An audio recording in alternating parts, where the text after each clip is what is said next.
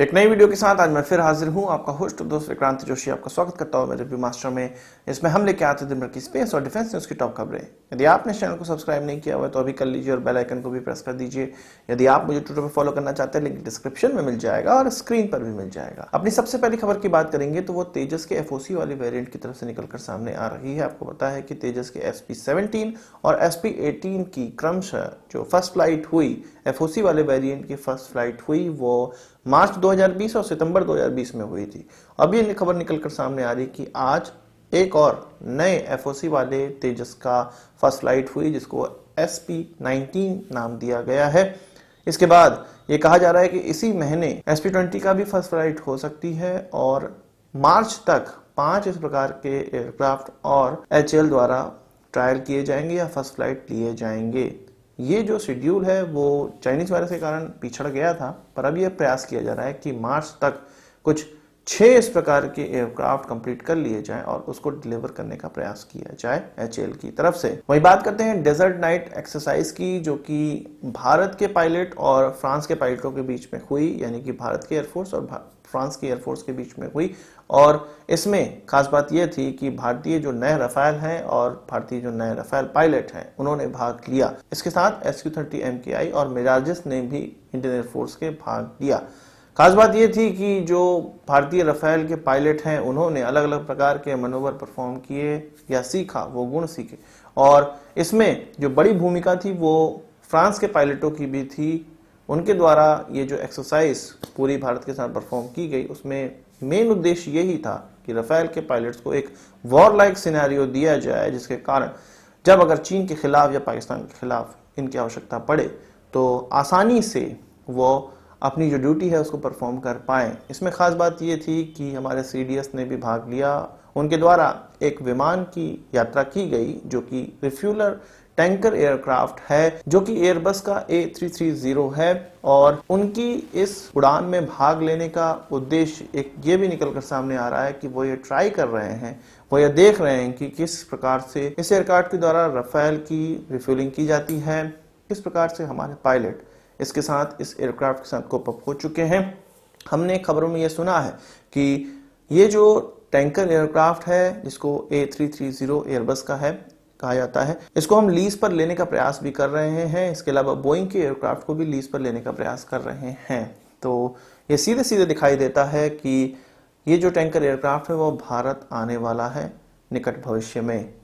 यहीं पर CDS ने हमारे ये भी कहा कि ये जो एक्सरसाइज है और इसमें जो रफाल की परफॉर्मेंस है उसको देखकर ये साफ साफ पता चलता है कि हमारे पायलट रफाल जैसे प्लेटफॉर्म को इतनी तेजी से सीख चुके हैं कि वो इस प्रकार की एक्सरसाइज में इनको इस्तेमाल कर रहे हैं, मनोवर कर रहे हैं। और हम किसी भी प्रकार की चीज़ों को आसानी से सीख सकते हैं क्योंकि हमारी एयरफोर्स विश्व की टॉप एयरफोर्स में से एक है। वही बात करते हैं अंडमान निकोबार कमांड की, जो कि एकमात्र ऐसा कमांड है जिसमें तीनों सेनाएं और भारत की कोस्ट गार्ड मिली-जुली आपस में समन्वय बनाकर काम करती है और पहली एकमात्र ये कंबाइंड कमांड है। इसके अलावा कई इस प्रकार की और बननी है। इसके द्वारा एक एक्सरसाइज आगे आने वाले समय में होने वाली है, अगले हफ्ते कहा जा रहा है कि यह होगी, जिसका नाम कवच रखा गया है।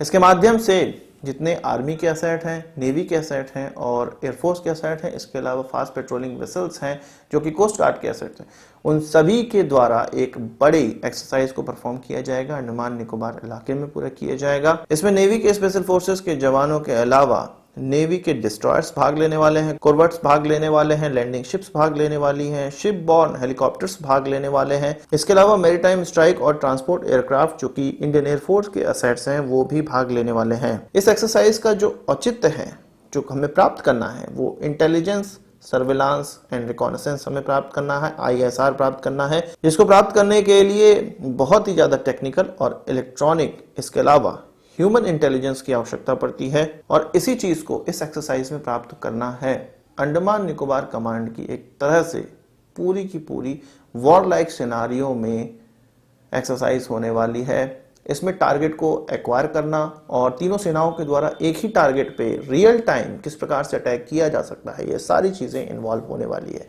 जाहिर सी बात है कि हम एक एक्सरसाइज में तो एयरफोर्स को अपनी तैयार कर रहे हैं, रफाल्स को तैयार कर रहे हैं चीन या पाकिस्तान के खिलाफ, और दूसरे एक्सरसाइज में हम अपनी नेवी को तैयार कर रहे हैं, अपने नेवल कमांड को तैयार कर रहे हैं, पानी की रक्षा, समंदर की रक्षा के लिए अपने लोगों को तैयार कर रहे हैं अलग अलग वॉर एक्सरसाइज के द्वारा। ये एक्सरसाइज इसलिए भी बहुत ज्यादा महत्वपूर्ण हो जाती है कि अभी खबर निकलकर सामने आई है और सैटेलाइट पिक्चरों से भी ये क्लियर हो चुका है कि जो चाइनीज ओशनोग्राफी वाली शिप्स हैं, जो कि कहा जाता है कि स्टडी करने के लिए शिप आई हुई हैं, जिसका नाम जियांग यांग होंग 03 है, इसको सैटेलाइट ने पकड़ा है। और पिछले हफ्ते ये कहा जा रहा था कि ये अपनी जो पोजीशनिंग है उसको बंद करके घूम रहा था, सुमात्रा के वेस्ट में ये घूम रहा था, इंडियन ओशन में घूम रहा था। और ये भी खबर में निकलकर सामने आया हुआ है, इससे पहले हम लोगों ने खबर में ये जाना है कि सी विंग जो अंडर वाटर ड्रोन्स हैं, इन्हीं शिप्स के द्वारा इसको डिप्लॉय किया जा रहा है और 12 की संख्या में इनको डिप्लॉय किया गया है। इंडोनेशिया में ये पकड़े भी गए थे,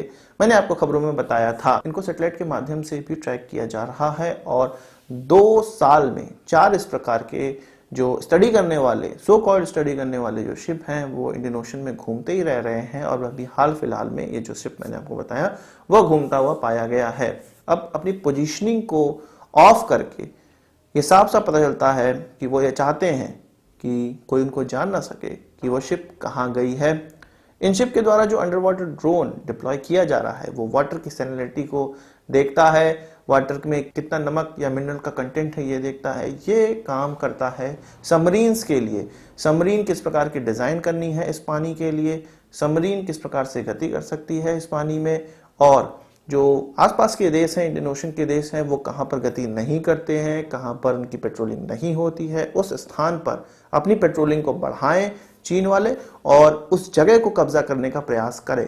तो ये सारी चीन की प्लानिंग है, इसको हमारे इंटेलिजेंस सोर्सेस जानती हैं और इसीलिए इन जो शिप्स की ट्रैकिंग है वो बहुत तगड़े तरीके से की जा रही है। हालांकि ये जो खबरें थी ये ओपन सोर्स इंटरनेट से प्राप्त की गई थी। आपको पता है कि एरो इंडिया भारत में होने वाला है और हर 2 साल में ये होता है और इसमें विश्व की बड़ी बड़ी कंपनियां अपने जितने भी एयरफोर्स से रिलेटेड इक्विपमेंट हैं उसको सामने रखती हैं। इसी एरो इंडिया 2021 में एक और नई चीज होने वाली है। 28 देशों के डिफेंस मिनिस्टर इसमें शिरकत करने वाले हैं और वो किस लिए, इंडियन ओशन रीजन के ये डिफेंस मिनिस्टर्स होने वाले हैं। इंडियन ओशन रीजन के जितने भी देश हैं उनके डिफेंस मिनिस्टर होने चाहिए। इंडियन ओशन का जो रीजन है वो अफ्रीका के ईस्टर्न इलाके से लेते हुए पूरा एशिया के सदर्न इलाके में और साउथ में ऑस्ट्रेलिया तक पूरा फैला हुआ है। इन सभी रीजन के 28 देशों तक ये इनविटेशन दे दिया गया है। ये जो डिफेंस मिनिस्टर हैं वो वर्चुअली भी जिनसे जुड़ सकते हैं और फिजिकली भी जुड़ सकते हैं, वो आगे प्लानिंग उनकी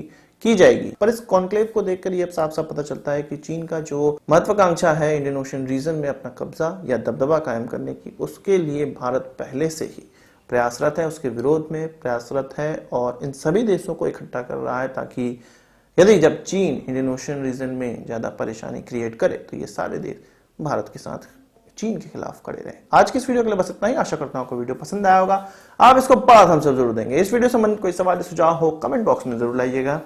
यदि आपने हमारा चैनल सब्सक्राइब नहीं किया उसे भी कर लीजिए क्योंकि हम इस प्रकार की वीडियो लाते रहते हैं। नमस्कार, थैंक यू, जय हिंद।